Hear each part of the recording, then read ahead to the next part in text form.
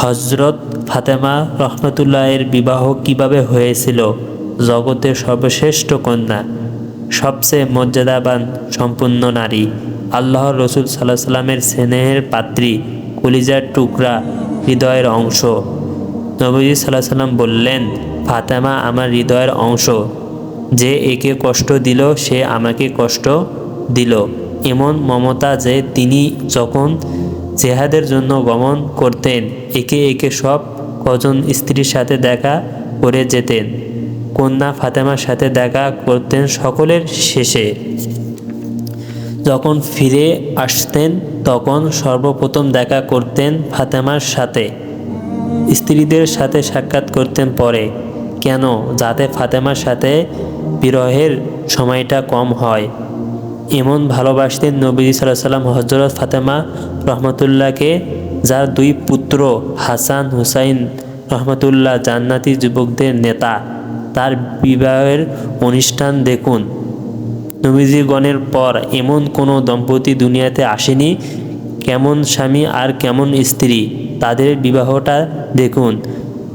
যদি গায়ে হলুদ হয়ে থাকে তাহলে দেখান, যদি মেহেদি উৎসব হয়ে থাকে তাহলে দেখান, যদি গান বাজনা হয়ে থাকে তাহলেও দেখান।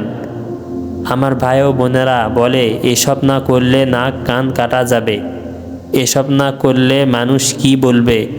সেই নাক কেটে ফেলো যেই নাক আল্লাহ তার রসুলের ইজ্জতকে মাটির সাথে মিশিয়ে দেয়, আল্লাহকে নারাজ করে। কত বড় অবিচার নিজের উপর। যে লোক আল্লাহ তাআলার রসুলের ইজ্জতকে মাটির সাথে মিশিয়ে দেয় তার ঘাড় উঁচু করার কোনো অধিকার নেই। এই ঘাড় উঁচু করার জন্য বলে, এসব না করলে মান থাকবে না, মানুষ মন্দ বলবে। মানুষ তো আল্লাহকে ছাড়েনি, মানুষ আল্লাহকে মানুষের জনক সাব্যস্ত করেছে, তা আমাদেরও ছাড়বে কেন?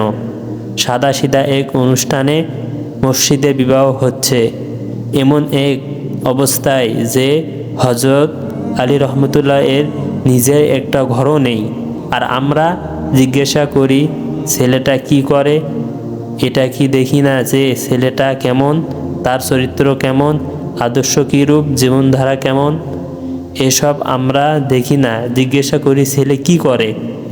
যদি উত্তর পাওয়া যায় বড় কোনো চাকুরি করে বা বড় একটা ব্যবসা আছে আর তাতে মোটা অঙ্কের কামাই হয়, তাহলে বলি বাস ঠিক আছে, এই বিবাহ হতে পারে। আরে এটা তো দেখবে যে মানুষ না অন্য কিছু। মেয়েরা তো অর্থ দ্বারা জীবন অতিবাহিত করে না, মেয়েরা জীবনযাপন করে চরিত্র দ্বারা।